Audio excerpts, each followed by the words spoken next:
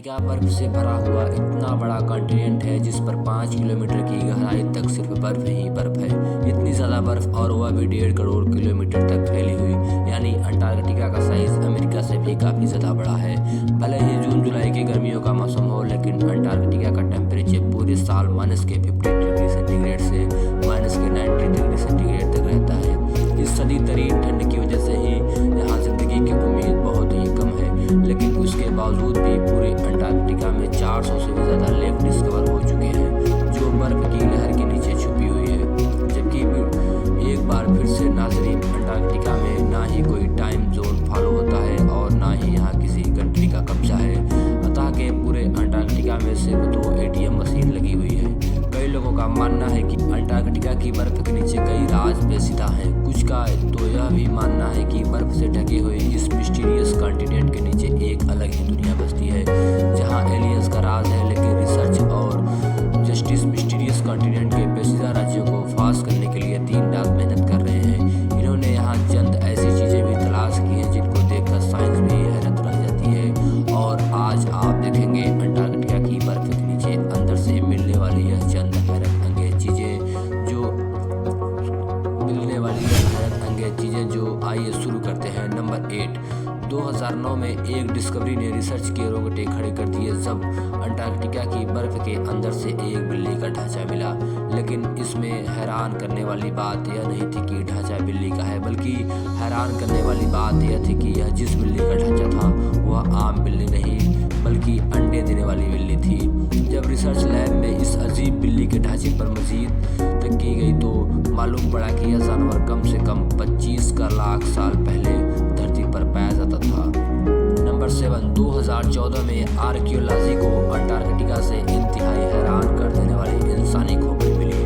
पहले हैरानी की बात यह थी कि अंटार्कटिका में मिलने वाली पहली इंसानी खोपड़ी थी, और दूसरी हैरानी की बात इन खोपड़ी की सब चीज नॉर्मल खोपड़ी के मुकाबले कपियों की अलग दिखती थी, क्योंकि इनके सर जरूरत से भी ज़्यादा बाहर निकले हुए थे। साइंसदानों का मानना था कि कपियों की ऐसी शक्ल बचपन से ही अजीब आदतों की वजह से बनती है, और यह आदतें हज़ारों साल पहले इंडियंस सिविलाइजेशन में अपनाई जाती थी। इस तरह की कपियों की लाजिस्ट की इजिप्ट और पैरा से भी मिल चुकी है। तभी उनका शक है कि शायद हज़ारों साल पहले अंटार्कटिका में भी लोग बसते थे और उनका कुछ न कुछ रिलेशनशिप टिप्स सिविलाइजेशन के ज़रूर होगा। नंबर 6, पिछले 50 सालों के दौरान अंटार्कटिका से 10,000 से भी ज़्यादा मीटर हीट्स मिल चुके हैं। मीटियोराइट्स उस पत्थर के ऐसे टुकड़े होते हैं रूख हमारी धरती से नहीं होता, बल्कि वह किसी और धरती से टूट कर आए हैं।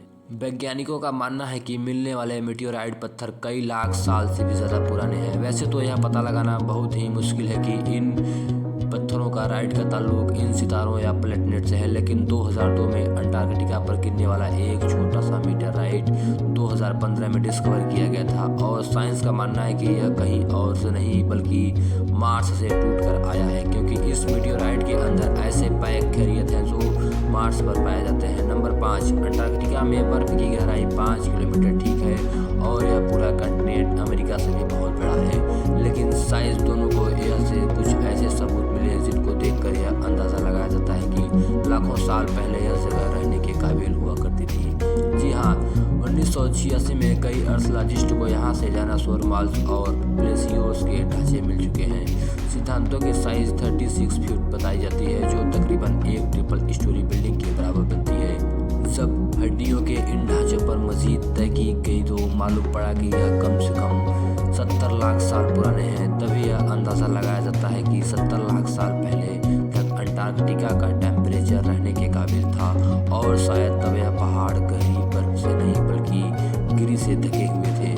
नंबर 4, वाटरफॉल्स तो हम सब ने कई बार देखे हैं, लेकिन अंटार्कटिका में टेलर ग्लेशियर के मुकाम पर एक पॉइंट ऐसा भी है जहां वाटरफॉल नहीं बल्कि ब्लड फॉल होता है। 1911 में टेलर नामी एक साइंटिस्ट ने पहली बार इस प्लेटफॉर्म को डिस्कवर किया था। कई सदियों तक यही मानना था कि यह वाकई इस ग्लेशियर के अंदर से खून बहता है, लेकिन मॉडर्न साइंस ने जब इस पर मजीद रिसर्च की तब उनको जो मालूम पड़ा वह इससे भी ज़्यादा हैरत अंगेज थी। जी हाँ, मालूम पड़ा कि इस ग्लेशियर के नीचे एक बहुत बड़ा ग्लेशियर है, लेकिन इसमें मौजूद पानी की खास बात यह है कि इसमें से वाटर कभी टाइम्स ज़्यादा सॉफ्ट है, जिसकी वजह से यह फ्रीज नहीं होता। साथ साथ इस पानी में पहाड़ों से निकलने वाला आयरन भी मौजूद है। किसी एक पॉइंट से जब पानी ग्लेशियर से बाहर निकलने की करता है तो हवा में मौजूद ऑक्सीजन पानी के आयरन से मिक्स होकर आयरन डाइऑक्साइड बना जाता है और उसका कलर ऐड हो जाता है, और इसी वजह से हमें यह पानी रेड कलर का दिखाई देता है। नंबर 3, फ्लड फॉल ग्लेशियर के नीचे मौजूद पानी में साइंसदानों को एक और हैरान करने वाली चीज़ भी मिली। पानी में टोटल 17 टाइम्स के बैक्टीरिया भी पाए गए, जिनको जिंदा रहने के लिए ऑक्सीजन और सनलाइट की भी ज़रूरत नहीं होती। एक्सपर्ट्स का मानना है कि यह बैक्टीरिया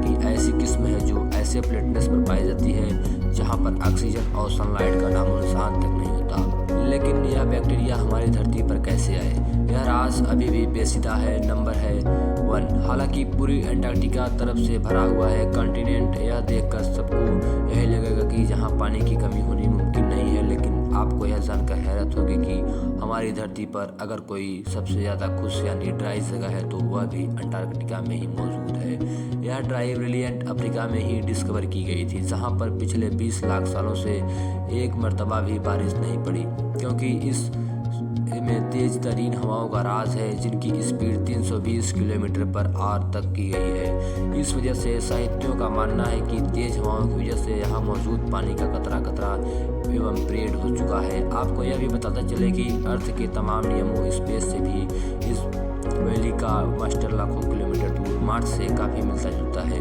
इसी वजह से नासा ने अपनी वाइनिंग की रिपोर्ट मार्स पर भेजने से पहले अंटार्कटिका की ड्रायड वैली में टेस्ट किया था।